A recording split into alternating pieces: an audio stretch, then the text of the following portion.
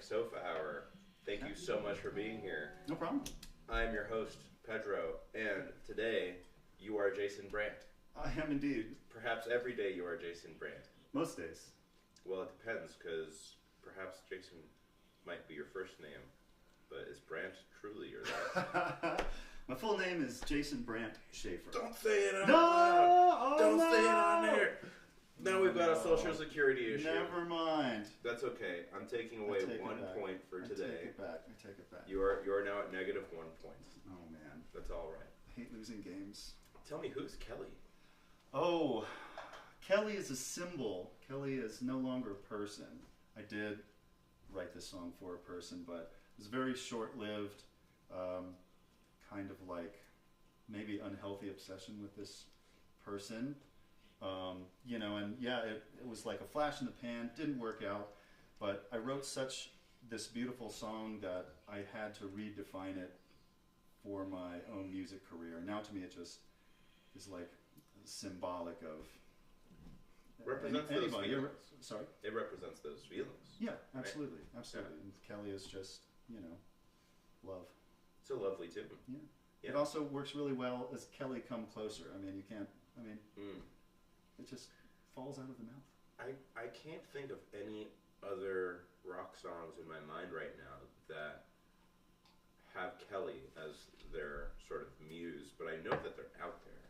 I feel like almost every name has had a song written about it. You know what I mean? I know there's a lot of them. Girls love having a song that, you know. I mean, Eric Clapton, Layla, Alberta. Oh, where you been so long? interesting. Yeah. So is Kelly, I assume that song's name might be Kelly, or Oh, it's Kelly Come Closer. Kelly Come Closer. Yeah. Yes, excellent. Very nice. Is that a tune that you released on your 2021 album? It is, yeah. Excellent. Yes. Yes. Well, tell us a little bit about your journey from 2021 to Green Fixie, the most wow. recent single. Yeah, What's thanks. been going on these last 2 years? Oh man, well, how much of this full story should I say? I had taken a long digression from music professionally. It was always in the back of my mind. I always kept in practice as a saxophonist and a guitarist. But during the pandemic, I really had kind of a come to Jesus, and I realized that I wanted it to be a part of my life. I was really missing playing with people, and you know, I never really doubled down and tried to be a musician and tried to start my own band, and I felt like the world was changing and we were all kind of going back to square one, and so this was my back to square one. And I released my first single that I ever released on Spotify is called Cat's Got My Tongue, and I just did that as a solo musician in the studio. We hired out a drummer, and I released that in January of 2021, and by September of that year, that song had attracted a group of musicians that I really respected, and we put a band together, and we called it Jason Brandt and the Build Out. Mm-hmm. So this EP is called Jason Brandt and the Build Out, and you know, like any new project, I think the work was a little too slow for the rest of the band, who were also post-pandemic trying to get back into the swing of things and have regular gigs. And so that sort of dissolved, and now in this latest iteration of my work, I'm just the Jason Brandt Band, or I'm billing my singles and my recorded stuff as Jason Brandt. Jason Brandt and the brand. Jason, yeah. Jason Brandt. It's the Jason and his Brandt brand. I'm Jason Brandt. Branded. I'm Jason Branded. Jason Brand. I like that. Yeah. I also really like the word build out. I feel like it is a underutilized choice in terms of what it is that people decide when it comes to name, and the plurals is usually kind of the format, and the build out just kind of almost implies like a motion or a cultural kind of like movement in a way. Yeah. Thanks for noticing that. Yeah. The build out being sort of like a personal. You mentioned a come to Jesus moment. Yeah. You're kind of like starting from a square one. which I think a lot of people during the pandemic, which is honestly a theme that shows up in every single episode because it changed all of us, and I think perhaps this might be the first time I am fully going to just embrace talking about it. Forget the YouTube algorithm. I don't care. We have to say something because musicians are fairly sensitive people typically, and when the world had so much going on with it that people were rethinking their entire lives, musicians were kind of almost on the front line of that. And even if you didn't necessarily call yourself a professional musician in the moment, I think it made people rethink what they could decide to call themselves during those times. Yeah, I agree with that. Did you have any favorite memories of songs that you wrote during that time? Yeah, maybe I'll play one of these for songs that I wrote. Yeah, I did this one sort of blues song that isn't quite ready for prime time. I don't know if I want it to be like a classic blues feel or more of like a Motown sort of dun, dun, dun, dun, dun, dun, dun. But right now it's in, anyway, it's called what is it called? Bad News. When you've heard enough of bad news. Ooh. And the opening lines are, there's a party at the neighbors, they've been at it now for days, break out the rollin' papers, pull down purple haze. That's excellent. Yeah, That might be one of my favorite titles for, maybe I should start almost like a compilation of songs that people have written during that time, because everybody's got one. Oh, yeah. Yeah. So you like that title? I like that title a lot. When you've heard enough of bad news. Yeah. Because people were sort of, there's a word in Spanish, I like it a lot to describe this. In English people would say fed up, but in Spanish people say harto. Harto. Estoy harto. Harto. Harto de No, esta it's arte. mierda. It's harto. I've never heard that. Wow. Yeah. That's good. Yes, and I feel like that's one of those words that's hard to translate, but it would be like fed up. Yeah. I don't know if I was fed up with being sad and watching the numbers rise, I guess. Knowing that so much bad news every single day is going to keep coming, I mean, it's still bad news. Throwing up your hands, Yeah, we don't have to, there's still bad news out there now, but of course. Yeah. But what is life for if not to play? That's what I try to symbolize and embody as a musician. Maybe it's not turning a blind eye. You carry this weight in your heart, but I mean, coming from like a blues and a country, sad singer-songwriter, sad boy tradition, this is the purpose, writing these songs to, tell a personal story, expression, but connect with sadness and to get it out of you, to lance it so that you can turn your attention back to the good things in life. Yeah, the sadness, it's almost kind of like a demon sometimes. And in Dungeons and Dragons. Yes. In order Diablo. In order to defeat a demon, you have to know its true name. Oh. And you have to say it out loud. That sounds like good anime. Kind of, yeah. And that's basically what D&D is just American anime that takes place in people's minds. What if I were to accidentally spill this all over the couch? Would you kill me?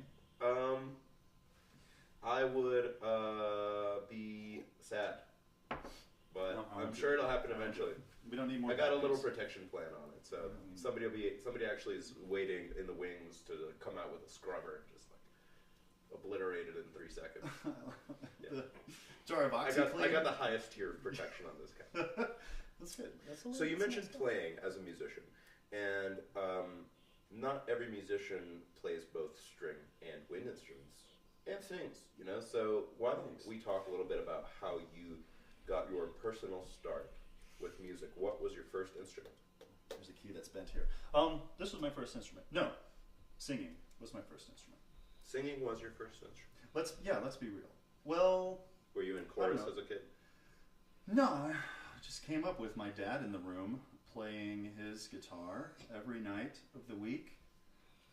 I think he did this to, come down from his hard work day as an Air Force lieutenant colonel. And that's pretty heavy. Yeah. Mm-hmm. But yeah, he would come through and play country, play blues, and I think I learned the value of music and the value of voice. So I don't know. I started singing too, singing with him, singing with my favorite country tunes and blues tunes. So that's why I say voice is my first instrument. I guess it's Sure. really It's the most natural instrument. People Yeah. learn how to babble and goo gaga goo goo before they do anything. Yeah. So It's our it's our first instrument that we all play. I think. It's Scooter's only instrument. Oh. He's very talented in the singing dimension, but he doesn't really do anything else. I was trying to get him to howl at the saxophone. He doesn't even play Rent. Rent, the famous instrument played by many.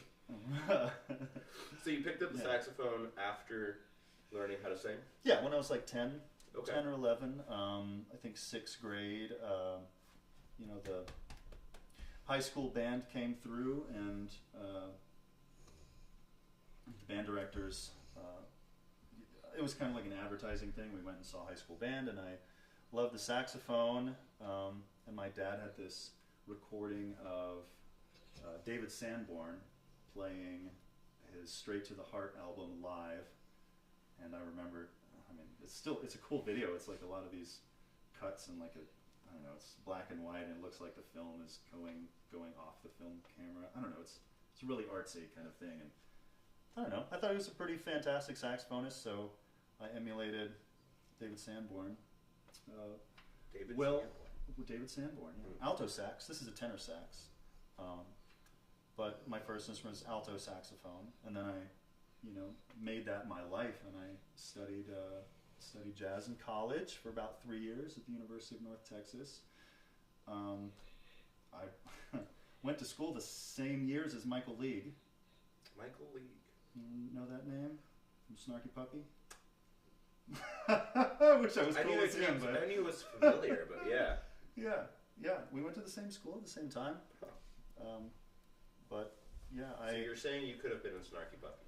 I'm not saying that at all. No, these guys are so far ahead of me, and I think that's why I ended up switching to English and then kind of going back to my roots and teaching myself guitar. I was more interested in poetry, I think, and fiction. I also came up reading novels, a lot of science fiction and fantasy. Yeah, I can tell from sort of the quality of the lyrics that you seem to have a lot of knowledge in the realm of poetry. Yeah, thanks. Do you have any favorite poets? Oh man, Anna Fraser. Not Anna. Why'd you do that to me, man? No, not Anna Fraser. No, I gotta. She's fantastic local. She's a fantastic local poet. See, now I have to plug her stuff, right? Because I feel bad. She'll never see this. I don't know. She might. We know each other. We follow each other on Instagram. She's a fantastic local poet. But no, I like classic folk. Actually, Ada Limon. There we go. Ada Limon. Ada Limon. She's an American poet. She was the poet laureate last year. She did, my favorite book of hers is Bright Dead Things. And man, this woman can write a line. She knows how to enjam a line. Do you know about enjambments? Enjambments. It sounds almost like encircling when you... Oh, like an enclosure? Enclosure. Encircling. Kind of, yeah. It definitely has the EN part. An enjambment is where you strategically end a line to add more weight to... I realize that I just ended a line right there. To add more weight to the last word of the line above it. So that word is doing two different jobs. I see. Yeah. So you use the same word again? Let me see. If you want to enjam something, you're making the word do more work. I see. See what I mean? So you separate that sentence. Yeah, the word is both doing and doing more work. For example. Interesting. Yeah, I think I'm familiar with that. Yeah. That is a technique that oftentimes shows up in lyricists' work as well. Yeah, I think so. And also in jazz. I mean, Miles Davis knew how to paint a picture with silence, didn't he?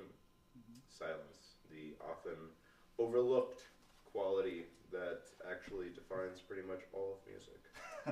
Indeed. So, were you born in Colorado? No. Where are you from? I'm from Texas, but being a military brat, I was born in the Philippines on Clark Air Force Base. Oh, wow. Mhm. Interesting. So, how does that work? Are you an American citizen? I am an American citizen. Yeah. Do you have like a honorary Philippine sort of rights? No. Okay. No, not at all. Yeah. I know nothing about my birthplace. We left when I was about 3 years old and moved to Germany, and my brother was born there 5 years later, and he was offered dual citizenship because he was born in a German hospital. Mm. So that's the thing. Like, I was born on base, so like there was no chance of me ever doing dual citizenship. But I guess if I wanted to run for president, I could still make that happen, right? Because I mean, I guess my brother could too, but you've got the hair for it. yes, yeah. All presidents need great long hair. Right. Right. Loki. Well, Loki, the god of chaos. So, tell us, you have some projects in the works right now. You are working on some music. I am. In order to release it with this band that you have recently kind of put together. Mm-hmm. Beyond the build out, perhaps, is the descriptor that one could use. So, when can we expect some of these songs to come out? You got some singles after Green Fixie, or you're gonna aim right for an album? Man, that's a good question. Frankly, I haven't decided.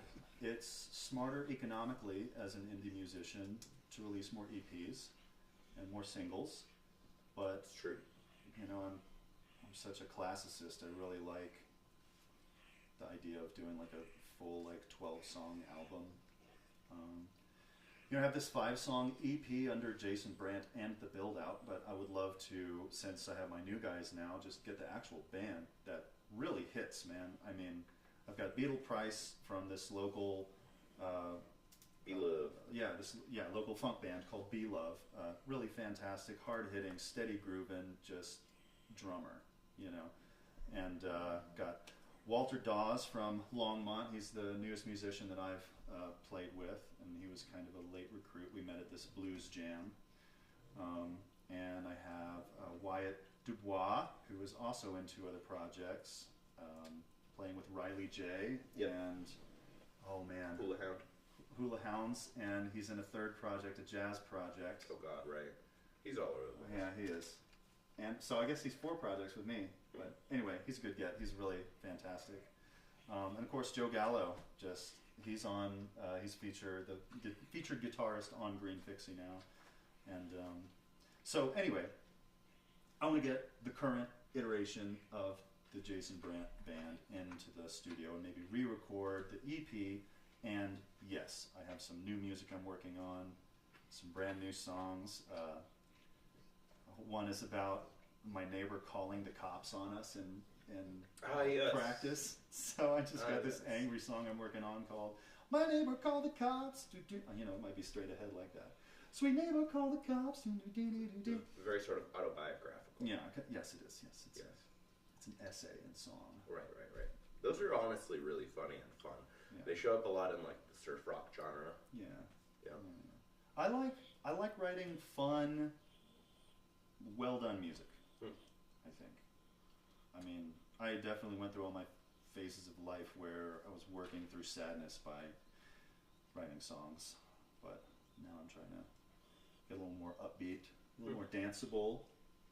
It certainly is a marketable attribute to have people moving. Certainly gives a little impetus to venues to want to bring you on. Yeah, I think so. And I mean, much as I would love to write exactly what I want to write, I mean, I am. Let's be real. Kind of hard. There's many facets to a human being, Yeah. Well, what I'm saying is, we have to think about our marketability. And I think a younger version of myself would not have done that. He would have just put some lyrics down and, mess around. We grow wiser. We're always growing wiser. I love the way that the saxophone is reflecting some of those lights above it. I think It's very pink. Very cool. Why don't you tell us a little bit about that sax? Is that a tenor? Yeah, this is a tenor sax. This is a Cannonball. They're designed in Salt Lake City. It's not the highest end saxophone, but it's intermediate and it does everything I need it to. You have to adjust it a lot. I have a line in one of my songs that says, "Adjust my saxophone." Do you is tenor your favorite caliber? It is now, yeah. Is that what you call it? Not a caliber, right? It's like range. A range. Mm-hmm. Yeah. Favorite range. I feel like caliber makes it feel like a bullet. Yeah. It does. Large caliber. We call it a bullet. Yeah. Yeah. Most saxophones, have a brass finish. This is sort of finished in this dark gray. Polished gray gunmetal. Yeah. Makes it even more apt for the caliber comparison. I think you might be one of the first guests that I have that has a bit of a military background. Really? In a way. Not really personally, but I guess since it was the Air Force that your dad was in, do you have any favorite aircraft? Oh, yeah, he flew the F-16. I still love that thing. The Flying Falcon. Fighting Falcon, yeah. And the F-4 had, for a while they did a run of F-4s with this really intense shark face with teeth on it. Sure, yeah. I think that was during the Warhogs. Yeah, I think it was during the Vietnam era. They really wanted to scare the Viet Cong. Yeah. With these. The A-10s are pretty scary. Yeah, A-10s are wild. But they built that funny. The A-10. They built this plane around this cannon, around this gun. That's the sole purpose of this thing, is to be a gunship. It is. It's impressive. Yeah. Fighter jets. Who can't admire the idea of a fighter jet? It's quite an achievement. It is. Even though it is a wildly impractical use of taxpayer money. I completely agree. And it's a weapon of war. It's hard to see a weapon as beautiful. Right. I don't know. But maybe there is a romantic quality to it, and I'm sure that the Department of Defense certainly loves to exaggerate that. Yeah. Well, I like to think about it as think about it as an achievement of design. Look it up. This segment brought to you by the DoD. Thanks, guys, for your sponsorship. Buy a plane. Pink Stove Hour. Now $18 million. Now sponsored by Raytheon. Okay. I always like to save this question for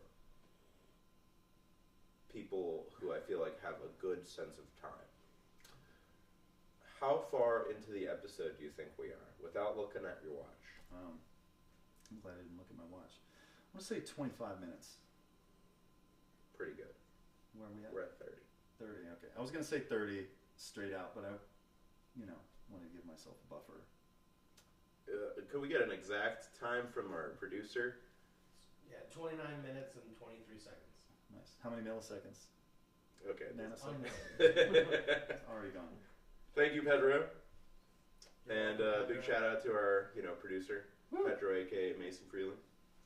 Mason Freeland. So, being that we're about halfway through the episode, I usually also like to give the opportunity to the artist to play another song for us, if you are feeling so inclined. Yeah, I would love to. So this might take a little while. I'd love to play Green Fixie for you and try to play this looper pedal and then switch to saxophone. So you can hear some sax, just not... It's such a lonely instrument. You play one note at a time, It does need a little bit of background. Backing. Yeah. We got to test too, because we're in Colorado, and I grew up near the coast, and the reed was always wet on the coast. Up here, it's like you leave it for 15 minutes and it dries right up.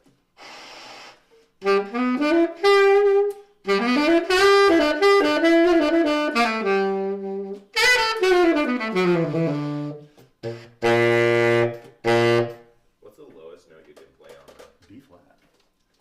Oh. I mean, maybe if the reed was wetter, but yeah.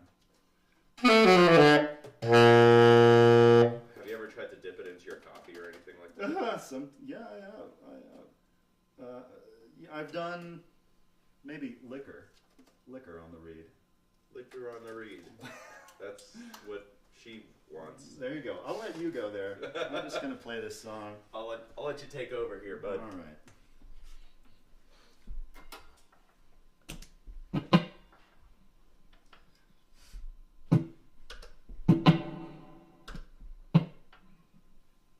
Get my hair right.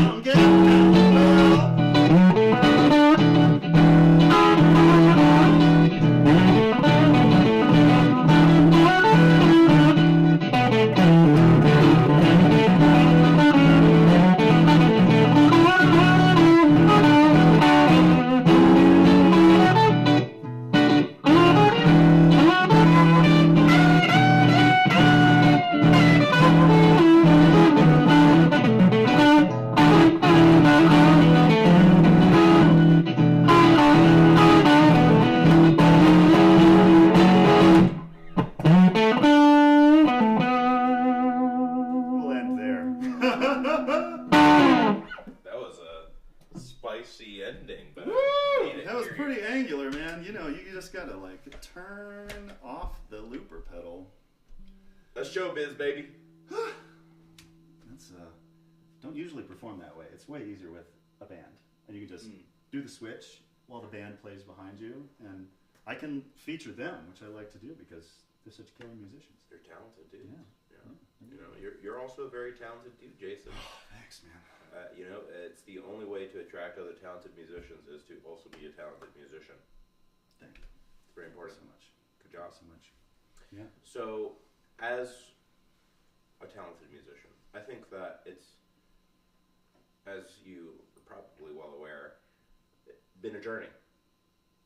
Yeah. Yeah.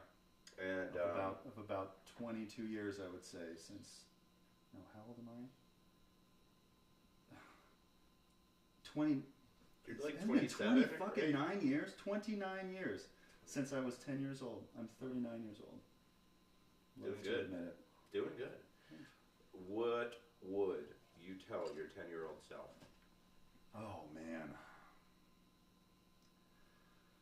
that's a good question. You know, I don't think I have any regrets. I feel like maybe If you had any advice to your 10-year-old self, what would you say to that little dude? I would say practice more. I practice a lot, but I don't know. More is always better. Kind of. Maybe smoke less pot. How about that? You know, just don't make it like a daily habit. Maybe We all went through that daily habit. Yeah. I don't know. Not everyone, of course. No, you know what I would say is don't be so hard on yourself. That's the thing that I'm really starting to learn now that I still haven't learned. It's so easy to get down and feel like I'm behind when I'm not. I just started this seriously 2 years ago. This dog's going to town on his bone. Oh yeah, he's actually showing off for you because he really, really appreciated that song, and it turns out that he wants people to know that he's really tough and strong, so that you feel nice and protected in the household. I'm so intimidated. He only does this in front of guests. Nice. Yeah. Maybe this is his contribution. He's got kind of good rhythm. He has great rhythm and feel, actually. I can feel it through the floor. Yeah, that's part of his feel is the floor feel. Yeah. Yeah. The floor feel. It's like hand feel, but yeah. So yeah, don't get so dark on yourself is what I would tell him. That's You're doing right. If you're doing it, you're doing it. That sounds reductive, but it's a hard thing to imagine and see yourself. You know, I find that with phrases of that. It's hard to see yourself as successful today. Because, what did I just do? That's a crazy thing. I wouldn't have been able to do that 3-4 years ago. I certainly couldn't have done that when I was 10, you know? It's a fascinating adventure, always, you know, and maybe in 5-10 years you'll be able to do stuff that you couldn't even imagine right now. Anyway, that just popped into my head, so I felt like I had to interrupt you there. It's hard to see yourself as successful now, you know? Maybe that's a better way to live. And just keep practicing. Yeah, keep playing, keep moving your little pawns, or moving your pieces, playing the game. Keep playing the game. Just gotta play that game. I think redundant sentences are kind of fun. Well, yeah, to reduce life into platitudes is it's a fun game. Ooh. What an erudite choice of words. What an erudite choice of words yourself.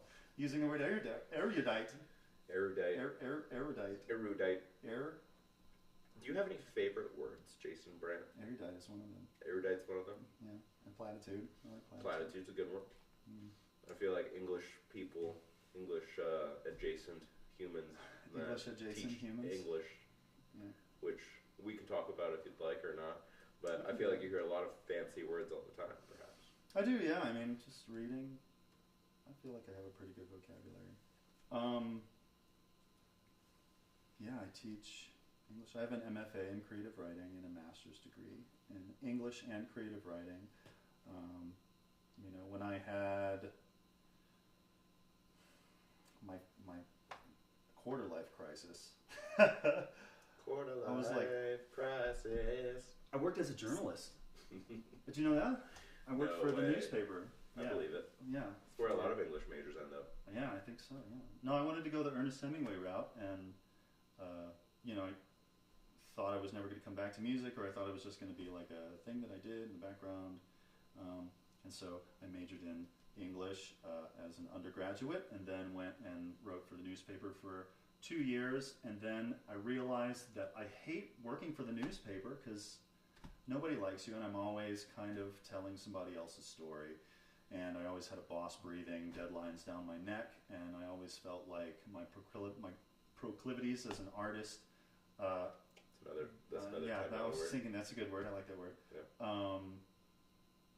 Led me to want to make the language the best.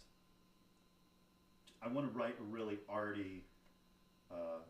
Play around really- with the words. Yeah, I want to write a really artsy article, which I guess is suited to columns maybe or magazine writing, but not a small town newspaper in rural Texas. When you have a daily deadline of 3:00. Rural Texas. Rural Texas. Rural Texas. Rural Texas. So yeah, back to the quarter life crisis. I decided I wanted to go back to school and just teach at the college level, and so I did, and so I am, and it's super fun. Seems like a good way to play around with words all day. It is, yeah. I'm reading a lot. As a teacher, you read a lot twice. So like Bright Dead Things, I prepared for class, first reading the book to make sure that it was like content that I could teach, and then I read it again to think about how I was going to teach them, and then I read them in class twice usually, the poems that we're studying. I'll have the students read them twice aloud because part of poetry is it is written on the page, but it's a representation of spoken language, and words are originally in a vocal utterance, and then writing is technically our second language if you're a literate person. It's a separate set of symbols that you're studying, Right. that you come to recognize as language. It's not the same as speech, right? Kind of almost brings more attention to poets who play around with sort of like, the structure in which you try to see a poem in your head, right? Yeah. Like E. Cummings and stuff like Yeah, that. Right. yeah. They play with the look of words on the page. Mm-hmm. And we're, Is there a name for that? well, you manipulate white space. And there's shape poetry or concrete poetry that came out of the 1960s and 1970s that really tries to use words as, an element of painting, like in visual art. Can you make words, exit their like purpose as a symbol of like an intellectual thing, and just let it be a shape on a page? Like, I'm learning things today. yeah. Well, anyway, I'm a teacher, so yeah. There you go. Do you have any favorite moments as a teacher of English? Oh man, favorite single moments? No, I mean there's one every semester. I love it when the students like connect to the work. I don't even have to be part of that process. My job is done if they like the work and they're inspired by it and got something out of it. And I also like when you can see a moment in a student's brain where like they get this little smile and they've just like their brain has been manipulated into a space that it wasn't in before. That's how you grow your mind, I think, is be like, oh shit, I never thought about that way. And yeah, there's usually one or two moments like that every semester. Lovely. So, do you like living in Boulder? Love it. Yeah. How? What's your favorite thing about living in Boulder? Access to climbing and mountains. I'm a rock climber and an alpinist. Alpinist. Sorry. Damn it! Cut. You're on this pink sofa, man. Cut. No. All right. No. Yeah, I like climbing rock, and since moving here, I learned how to climb ice. I would never lead on ice. That's a little too involved for me. A lot of work. Not that. It's like the whole wall of ice can come broken off of the Yeah, it's a lot of work. off the face, and then To you are die. coming down with the ice, and then Yeah. you're dead. You know, Yeah, it's pretty scary rock doesn't necessarily do that. Rock kind of stays. for the most part. Yeah. And I like going way up Hmm. and getting to the top of things. It So makes it- outdoor, Yeah, outdoors. Yeah. it's good stuff. hmm Scenic. Yeah. Also the difficulty. I mean, it's man, if you can get to the top of a rock climb, sometimes you feel like well, I can do anything. You know? Mm. You Yeah, do these there is this 14ers out here. Very you know. powerful sense of achievement. Yeah, it really is.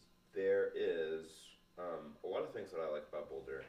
I think that it has a strong, growing music community. I completely agree. Mhm. It is incredible the amount of talent that we have here. He's going at it.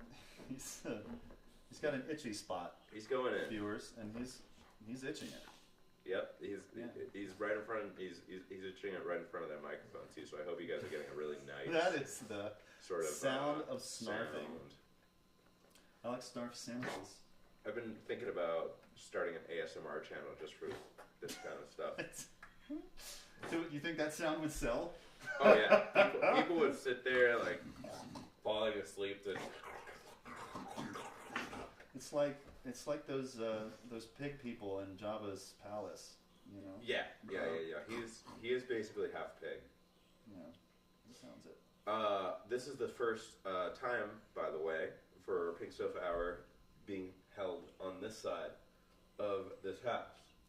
Or it was just on the opposite side, and I think that the set has opened up and it feels really spacious in this room, and I like it a lot, and I just wanted to mention that it feels comfier. So thanks for being my first guest on this side. No problem. It's Now it's time to make you uncomfortable. okay. Oh no! This I is like how it called looks an like a saxophone. automaton, and it just happens to have almost Look sort at, of look at that. a very similar shape to the saxophone, and so that must mean that you know how to play it, right? Well, you will note, if you will, that this is a music note, and also look how the saxophone. I don't know if Adolph Sax was the guy who invented the saxophone. I don't know if that was intentional, but it looks like a music note. I'll have to learn this.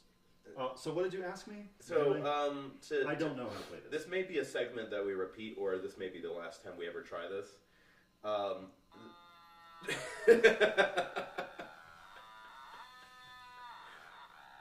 This is called an very strange automaton. thing. Yeah, you don't And, actually have to put it in your mouth. You don't actually have to put it in your mouth, but it does certainly add a certain pizzazz when you try that. How do you get it higher? Ooh, that was almost a triad. You've suddenly figured it out.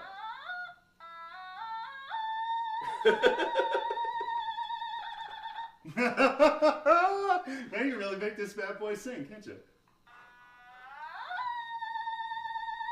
I think you are establishing now the baseline for competency on the automaton for future episodes, because this may be something that I offer people as a fun little time to see if they could get out one of their favorite melodies or something like that. But I think just high level screaming is kind of tasteful for the viewers out there that aren't really sure what's going on here. It is kind of like a theremin. You kind of just have to use your ear, but there's also a little mouth that you can manipulate on it to change the sound of it. Ask me yes or no questions. I'm scared. Is green your favorite color? No, that didn't work. That didn't register. Do you like Scooter? I guess I should have said green is my favorite. I wear a lot of green, but no, I'm a blue guy. But blue and green goes. You're wearing well. blue right now. I figured that would have been your favorite color, but I do really like the color on that green guitar. It's very tasteful. Thank you. Choral kind of a vibe to it. Yeah, it's gorgeous. You know, I got this guitar and I was like, dang, I gotta learn how to play this guitar. It was like elevated my abilities, I think, because I had to practice this specific type of guitar with that whole whammy bar and everything, and the hollow it's different from just a. I think I will be Almost feeling like the an same idiot. way eventually when I try to decide to play the saxophone. I'm gonna probably try to rent one and see what happens. It's pretty discouraging to start. I mean, yeah, it's by nature it's this wild, untamed beast. I mean, I'm a pro player, and there's things that my horn wouldn't do just now because I think I bent it while, these keys are so soft. I think I bent it while just moving around and setting up here today, or some key is sticking. Of course, that's also part of the saxophone. Being a saxophonist, you can always blame it on the horn. I squeaked. That's That's a bad read. That's just the read, yeah. If you had any advice for a beginning saxophone player, what would you tell them? Start with alto? No, you start with any of them if you want. Mm-hmm. Listen a lot. I think Because other saxophonists or yourself? Other saxophonists, yeah. Mm-hmm. Like the saxophone sound first. I mean, I imagine if you were drawn to saxophone, you will have already developed, your sort of ear for what you want your saxophone to sound like. But yeah, just like any musician, you have to find a person to emulate. And if you have a good model, a really positive saxophone model, then you'll end up being able to, make your sound better. Also, there's a lot to be said about building these muscles in your mouth. This is called your embouchure, where you have, it's different for like trumpet. Yeah, it is. Where you're buzzing on the trumpet. Here, your vibrating reed slaps against that metal tip, and it makes sound. We're making a lot of funny sounds on the second half of this. Yeah. Oh yeah, that is kind of like a trumpet mouthpiece being played by itself. Can you play Happy Birthday on it? Nah, That's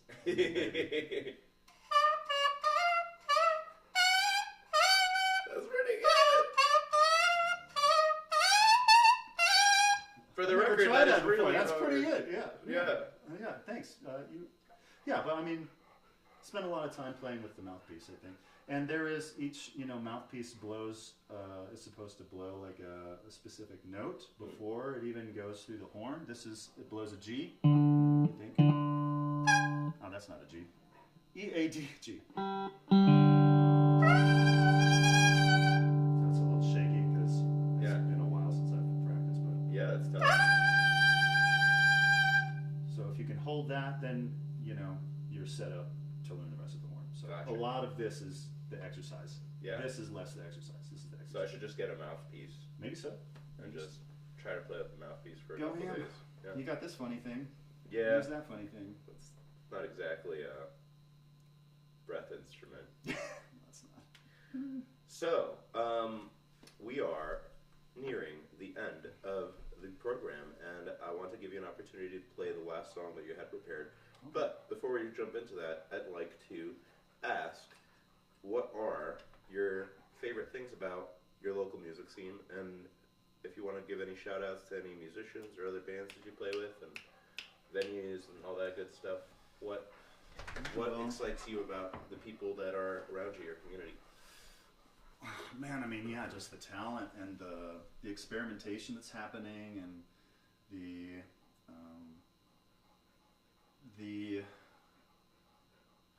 urge to improvise. I don't think that happens everywhere. I think my interest in more straight-ahead singer-songwritery stuff is rare for Boulder. I think it comes from this maybe jam band culture of the hippie movement that grew up here in Boulder County throughout the years.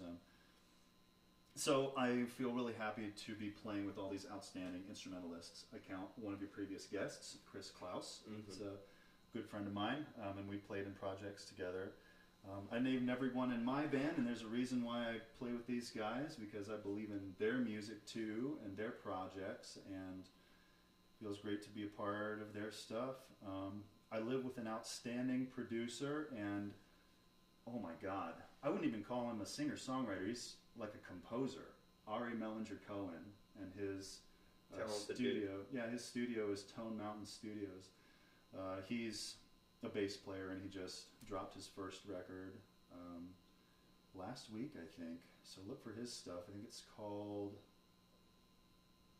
I'm spacing on the name. It's not Spark the Fire. Oh, Feathered Tides. Feathered Tides. There it is. He had a couple of. I'll take some credit. He had a couple of titles, and I was like, Feathered Tides. Feathered Tides is the one. That's the one. Yeah. That's the most poetic. Yeah. And Olivia Ramel is a great vocalist and guitarist and piano player here as well. You know, she's my voice teacher. Nice. She's my girlfriend's voice teacher as well. Nice. Yeah. And of course we have Banshee Tree here. Mr. Tom. Tom the Fonz. He was just Tom over here the Fawn. other night. Yeah. Talented dude. I think a lot of us really learn a lot from Tom. In the circle that I'm in, he's kind of he's been doing it the longest here locally, and he's enjoyed the most success. So I feel lucky just to have him in our presence. Yeah. Sweet dude too. Yeah, he really is. I have him on my phone as the Tom LaFond. The Tom the Fond. That's what I meant to say. Don't tell him I said that. No. Cool. Well, it's been an absolute pleasure having you on, Jason. Thank you so much for being here. Yeah. And next week we've got Pool Sharks. We're going to let Jason take the stage one more time to play us out. And why don't you tell us a little bit about the song that you have prepared for us here?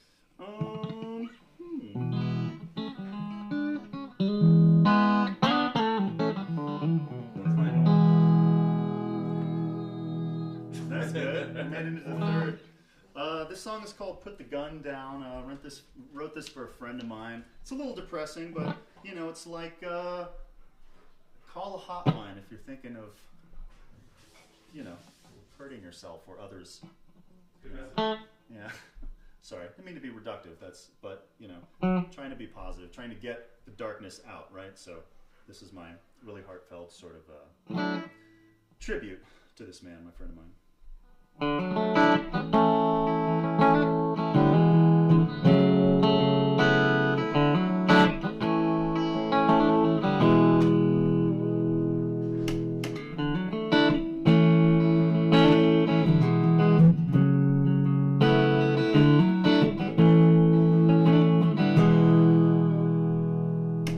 Brother, did you think you could run away that easy?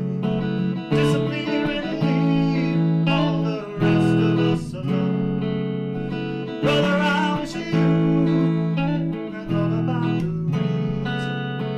Never came back to the place we all call home.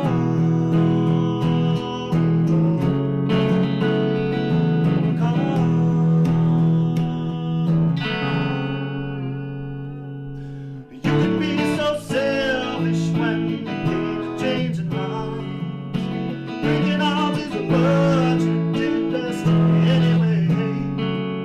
To some you were the reason they walked into the light, waiting on your touch to take their breath away. So far away, so far.